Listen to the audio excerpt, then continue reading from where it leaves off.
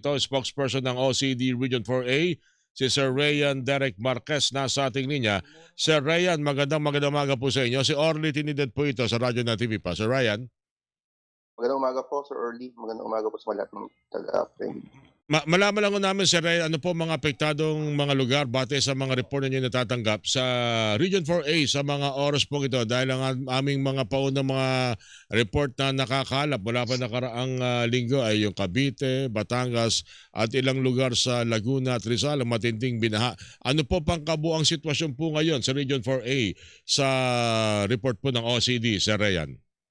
Yes, opo. Sa ngayon po, meron po tayong 56 na municipality yung affected. So karamihan po dito ay nasa Batangas, 109 na barangay. Sunod po dito ay Cavite, 89 na barangay po yung apektado. Pati po sa Rizal, meron po tayong 30 na barangay. And then sa Laguna po, 31 na barangay. Sumunod po yung sa Quezon na 27 barangay. Panglahatan po, almost lahat ng probinsya natin sa Calabarzon ay apektado nitong lalo na pati Quezon po ba, Sir Rayan?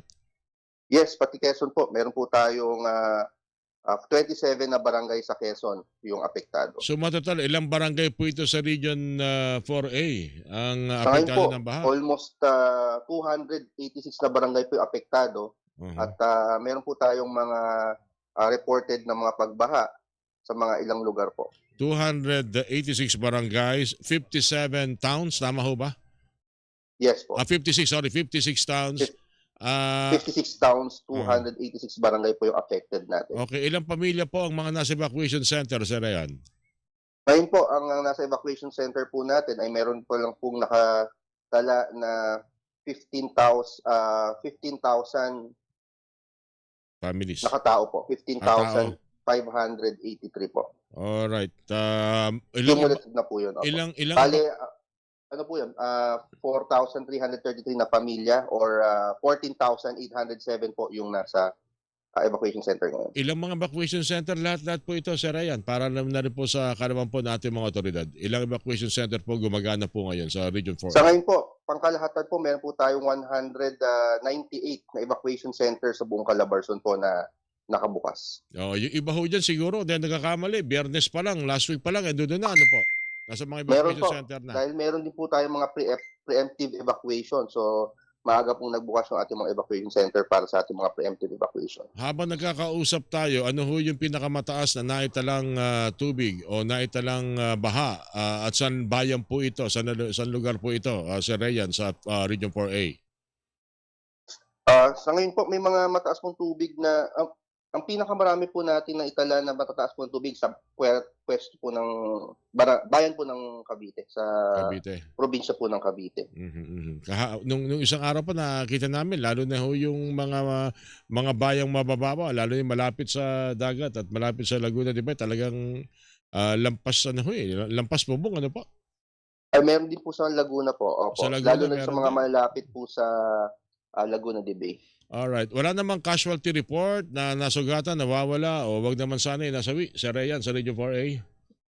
We're still validating yung mga pumasok po na report and agad po namin ibibigay sa inyo yung final na report sa casualty once po ito ay na-validate na po namin sa aming cluster. Ilan yung reported and under validation po ng mga casualties, Sir Rayan? Sa ngayon po, meron po tayong 6 na binavalidate po for na casualties. 6 na casualty. Wala namang missing, ano po? May isa pong missing na hinahanap pa po. Okay. For validation din po ito. Okay. Bago tayo magtapos, gusto ko lang ipabot kasi maging sa mga video ng akin napanood kahapon, walang tigil yung rescue operation ng mga Philippine Coast Guard at ilang mga tauhan po ng PNP sa halos mga binabang lugar ng Region 4A. Tuloy-tuloy po yun hanggang ngayon. Sir Rayan, ano po? Maraming salamat sa kanilang serbisyo pagligtas. Lalo sa mga nakita ko kahapon ng mga bata talaga nililikas nila sa kalagitnaan ng malakas na agos ng tubig, Sir Rayan. Totoo po. Tuloy-tuloy po hanggang ngayon po meron pa rin po tayong orange at saka yellow rainfall warning. Kaya tuloy-tuloy po yung ating pagmamonitor, pagbabantay po sa buong Calabarzon. Ang Office of Civil Defense Calabarzon po kasama po yung mga bumubuo ng Regional Disaster Risk Reduction Management Council, na ating mga kapulisan, ating mga uniform personnel, pati po yung ating mga ahensya na tumutulong po sa pag-responde ay sama-sama po. Kami po ngayon ay magkakasama sa aming Emergency Operations Center, sa aming Virtual Emergency Operations Center para po tugunan yung mga pangangailangan po. Kaya yung mga report ko po kanina na pinasok, partial pa lang po yun dahil yung iba pa po ay abala pa sa pag-responde. Ganun. Ibig sabihin, maaari mataas pa ito, mas marami pa mga barangay palang apektado, Sir Rayan. Maaari pong tumaas, marami pong bumaba dahil may mga iba naman po nagsasubside na, yung iba naman po may mga bagong report po na pumapasok. Alright. Hindi lang talaga biro yung sitwasyon sa ilang mga lugar na kahit na sila ini-evacuate, meron nagiiwan ng isa o dalawang tao sa bahay. Yun tuloy ang binabalikan ng mga magre-rescue dahil stranded na ng matindi. May mga ganung pangyayari nga po. Alright. Sir Rayan, maraming salamat sa mga impormasyon at kami po yung makikipag-ugnayan muli para sa pinakauling sitwasyon at mga report. Pahabol ko lang, kumusta ho yung mga relief goods ng mga nasa evacuation center, pati ho yung wala sa mga evacuation center at hindi makalabas ng bahay, Sir Rayan. Yes, sa ngayon po, ang assistance po ng mga local government units po ay sapat pa. At kung meron naman po silang pangangailangan, agaran naman po itong pinaparating sa amin sa Regional Disaster Risk Reduction Management Council. At meron naman po kami mga naka-preposition na mga non-food items at food items po sa mga local government units.